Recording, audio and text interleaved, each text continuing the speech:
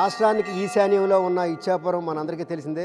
ఎక్కడి నుంచే మొత్తం ఏ రాజకీయ నాయకుడైనా సరే తమ యాత్రల్ని, రాజకీయ యాత్రలు ప్రారంభించినా లేదంటే ఏదైనా శుభకార్యాలు ప్రారంభించినా సరే ఫస్ట్ కూడా ఇచ్చాపురం నుంచే ప్రారంభిస్తారు. ఇక్కడ దివంగత నేత ఎన్టీఆర్ కానీ, రాజశేఖర రెడ్డి కానీ, చంద్రబాబు నాయుడు కానీ, లేకపోతే పవన్ కళ్యాణ్ కానీ, చిరంజీవి కానీ ప్రతి ఒక్కరు కూడా ఇచ్చాపురం నుంచి కూడా తమ రాజకీయ యాత్రలు ప్రారంభించడం అనేది కూడా ఆనవాయితీ.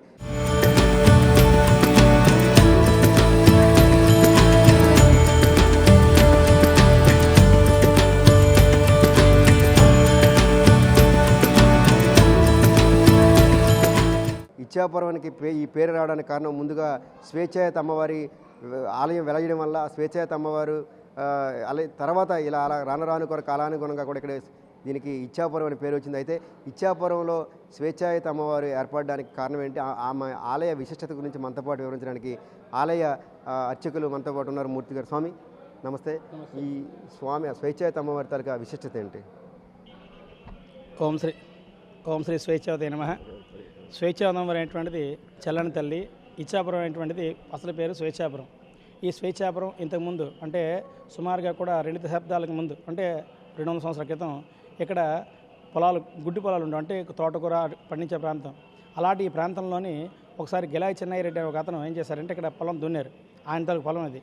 ఆ దున్నుతుంటే ఆ నాగల తాలూకా చివరి వచ్చేసి ఒక రాయికి తగిలింది. రాయి నుంచి కూడా రక్తం వస్తే ఆయన భయపడిపోయి ఇక్కడ అన్ని కూడా ఆవులు ఇది ఎద్దులన్నింటి వదిలిపెట్టి వెళ్ళిపోయిన తర్వాత తిరిగి రాత్రి కూడా ఆయన కళ్ళలో కనబడి నేను స్వేచ్ఛాదేవికి అవతరించాను, ఇక్కడ దేవాలయం కట్టానని చెప్పారట. అయితే ఆయన తనక స్వహస్తితో ఆయన దగ్గర ఉన్న ధనంతో ఏం చేశారు, 4 కర్రలు వేసి ఒక చిన్న పందిరి ఏర్పాటు చేస్తారు. తర్వాత మెల్లిమెల్లిగా ఊళ్ళో కొంతమంది కలిసి ఒక చిన్న గుడిసెలాగా ఏర్పాటు చేసిన తర్వాత 2020కి ముందు అంటే 2015కి ముందు దీనికి చిన్న మందిరంగా నిర్మాణం అయింది, కమిటీ ఏర్పడి. ఆ తర్వాత ఎంతోమంది ధర్మకర్తలు మారారు. 2019 సంవత్సరంలోని ఇక్కడ దేవాలయం అనేటువంటిది సుమారు ఊరి మొత్తంలో అందరూ కూడా 108 సభ్యులుగా ఏర్పడి ఈ దేవాలయం ఏం చేశారంటే పునఃప్రతిష్ఠ చేశారు. పునర్నిర్మాణం కూడా జరిగింది. ఆ నిర్మాణంతో అక్కడి నుంచి కూడా ఈ దేవాలయం అనేటువంటి దినదినాభివృద్ధి జరిగింది. ఎందుకంటే ప్రధానంగా స్వేచ్ఛావతం వారు ఇక్కడ చుట్టుపక్కల 7 అక్షరులు ఉన్నారు. ఆ 7 అక్షరులు అందరిలో కూడా 6 ఉగ్రస్వరూపులే. అందులో ఒక్కరు మాత్రమే ఈ స్వేచ్ఛావతి చల్లని తల్లి శాంతమూర్తిగా అవతరించారన్నమాట. అయితే స్వేచ్ఛావతం వారి కోల్లో ఇక్కడ జరిగేటువంటి ఉత్సవాలు ఏంటంటే దసరా నవరాత్రుల్లో కూడా చాలా బ్రహ్మాండంగా వేదిపానం జరుగుతాయి. సంక్రమణ పుణ్యాలు కూడా కార్యక్రమాలు కూడా చాలా చక్కగా జరుగుతాయి. అంతేకాకుండా ఇక్కడ సంబరాలు ప్రతి 11 సంవత్సరాలకు ఒకసారి సంబరాలు జరుగుతాయండి. ఆ సంబరాల్లో మొన్న ఈ మధ్యనే సంబరాలు కూడా జరిగినాయి. చాలా దేదీప్యమానంగా ప్రతి గ్రామంలో కూడా ప్రతి వీధిలో కూడా రథాలు ఏర్పాటు చేసుకొని ప్రతి ఒక్క గ్రామం నుంచి కూడా ఇంటి నుంచి కూడా ధనసేకరణ చేసుకొని కమిటీ అందరూ కూడా చాలా చక్కగా అంబరానంటే విధంగా ఉత్సవాలు జరుస్తుంటారు. ప్రధానంగా దసరా నవరాత్రులు కావచ్చు, సంక్రమణ పూజలు కావచ్చు.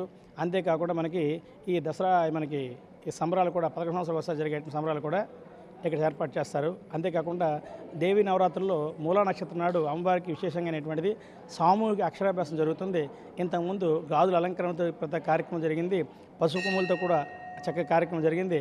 ఇంతేకాకుండా ఇక్కడ ఎవరు వచ్చినా కూడా కొంగు బంగారంగా స్వేచ్ఛావతం ఉంటుంది. ఎవరు ఏ రకమైనటువంటి కోరుకున్నా కూడా ఆ కోరిక నెరవేరుతుందని ఆ భావనతో ఇచ్చాపురం నుంచి కూడా ప్రతి ఒక్క రాజకీయ సభలు కావచ్చు, ప్రతి ఒక్క రాజకీయ యాత్రలు కావచ్చు, అదేవిధంగా ఎవరు ముగింపు యాత్రలు కావచ్చు అన్నీ ఇక్కడే చేసుకొని అమ్మవారిని కొలుచుకొని చాలామంది కూడా కార్యక్రమం దిగ్విజయం చేసుకున్నారు. అందుకే స్వేచ్ఛాపురంకి తర్వాత ఇచ్చాపురంకి ఇచ్చా అంటే కోరిక నెరవేరుస్తుంది కాబట్టి ఆవిడ పేరు స్వేచ్ఛావతి. ఆ స్వేచ్ఛావతి తర్వాత పేరుగా ఇచ్చాపురం ఏర్పడింది. జై స్వేచ్ఛావతి. ఇప్పుడు ఇచ్చాపురంలో ఎందుకు ఇక్కడి నుంచే రాజకీయ నాయకులు తమ యాత్రలను ప్రారంభించడం కానీ ముగించడం చేస్తారు, కారణం ఏంటి? దానికి కారణం ఏంటంటే చెప్పారు కండి, ఇచ్చావతి స్వేచ్ఛావతి కోరిన కోరికలు తీరుస్తుంది. అంతేకాకుండా ఆంధ్రప్రదేశ్ చెట్టు చివర ఈశాన్య మూలంగా ఉన్నటువంటి ప్రాంతం స్వేచ్ఛావతి. ఈ స్వేచ్ఛావతి వారు కోరిన కోరిక నెరవేరుస్తుందని చెప్పి అందులో వాళ్ళ యొక్క అభిప్రాయంలో భాగంగానే ఏం జరిగినా కూడా దిగ్విజయం జరుగుతుంది. ఉదాహరణకి మనకి చెప్పాలంటే చాలా రాజకీయ యాత్రలుగా ఇక్కడ జరిగినాయి. ఇక్కడ అదేవిధంగా మనకి జగన్మోహన్ రెడ్డి గారు వచ్చారు, షర్మిల గారు వచ్చారు, అదేవిధంగా చంద్రబాబు నాయుడు పాదయాత్ర చేసుకుని వచ్చారు, అదేవిధంగా మనకి లోకేష్ గారు కూడా వచ్చారు. ప్రతి ఒక్కరు కూడా ఇక్కడ సభ ఏర్పాటు జరిగింది. ఎందుకంటే ఇక్కడ జరిగితే ఖచ్చితంగా కూడా ఇక్కడి నుంచి ప్రారంభించినట్లయితే ఎటువంటి ఆటంకాలు లేకుండా దిగ్విజయంగా కూడా ఏదైనా కూడా జరుగుతుందని చెప్పి నమ్మకంతో మాత్రం వచ్చి ఇక్కడ చేస్తున్నారు. కాబట్టి అమ్మవారికి ఆ రకమైన ఆవిడ ఇక్కడ బలులు కూడా ఎక్కువ కోరదండి ఆవిడ. ఎందుకంటే స్వేచ్ఛావతి చల్లని తల్లి, ఆవిడ కోరికలు తీర్చే ఆవిడ. అంతేగాని ఇక్కడ ప్రధాన ఉగ్ర స్వరూపం మాత్రం కాదు ఈవిడ. అంతే. ఎటువంటి పూజలు జరుగుతాయి అమ్మవారికి జనరల్గా? మనకి సామూహిక కుంకుమలు జరిగిందండి, 1,00,000 కుంకుమ పూజ అయింది, సామూహిక పసుపు కుంకుమ జరిగింది. ఇక్కడ అమ్మవారికి ప్రధానంగా నవరాత్రుల్లో ప్రతిరోజు ఉదయం తెల్లవారు 4 గంటలకి పంచామృత అభిషేకం జరుగుతుంది నవరాత్రుల్లో. ప్రతిరోజు కూడా అభిషేకం జరుగుతుంది. అంతేకాకుండా సామూహిక కుంకుమ పూజలు జరుగుతాయి. అదే ఇక్కడ అమ్మవారికి వివిధ రకాల అలంకారాలతో నవరాత్రి 9 రోజులు కూడా ఒక్కొక్క దాత ఏర్పాటు చేసుకొని కమిటీ వాళ్ళు దిగ్విజయంగా రోజు అన్నదానం చేసుకుంటూ సంక్రమణ కాలంలో కూడా అన్నదానం జరుగుతుందండి. అమ్మవారికి గాజు అలంకరణ కూడా జరిగింది, పసుపుల అలంకరణ జరిగింది. ఇక్కడ సంక్రమణ పుణ్యకాలంలో సుమారుగా 2000 మంది పైగా భోజనాలు ఇక్కడ చేస్తారు. స్వేచ్ఛాయుత అమ్మవారికి ప్రధానమైన రోజు ఏ రోజు అండి? ఏ రోజు అంటే ఆవిడకి సంక్రమణ ఆవిడకి ఇష్టమైన రోజు. ఆవిడ ప్రధానంగా మంగళవారం నాడు ఇష్టం. ఆవిడకి మంగళవారం నాడు, శుక్రవారం నాడు కూడా అభిషేకం జరుగుతుందండి. కానీ మంగళవారం చుట్టుపక్కల గ్రామాలందరూ కూడా ఏం చేస్తారంటే చైత్ర శుద్ధ మనకి 2వ వారం ఇక్కడ పెద్ద ఎత్తున ప్రతి ఒక్కరు ఏం చేస్తారంటే వాళ్ళ ఇంట్లో జరిగేటువంటి ప్రతి పిండి వంటలు వచ్చి అమ్మవారికి పెడతారు.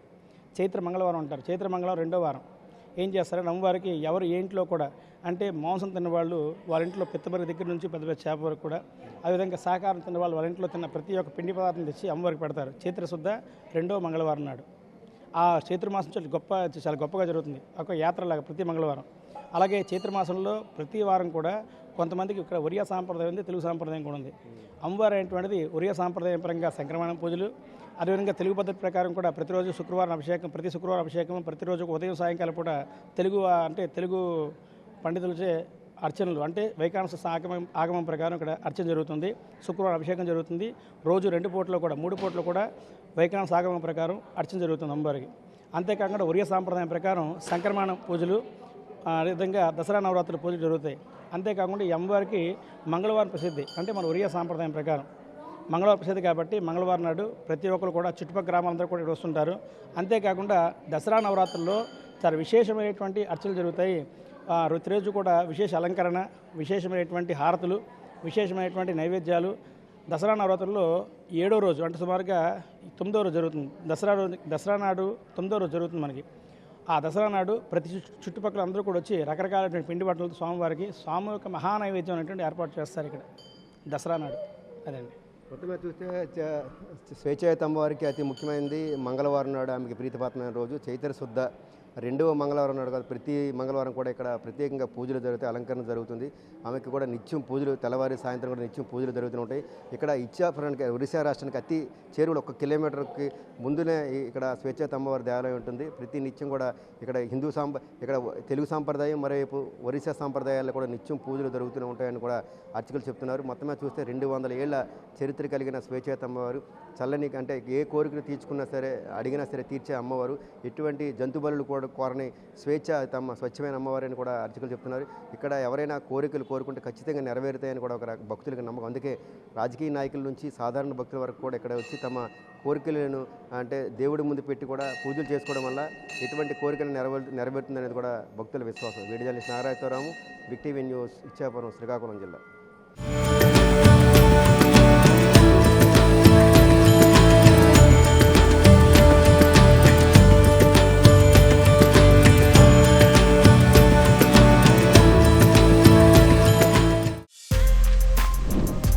For more videos like this, subscribe Big TV channel.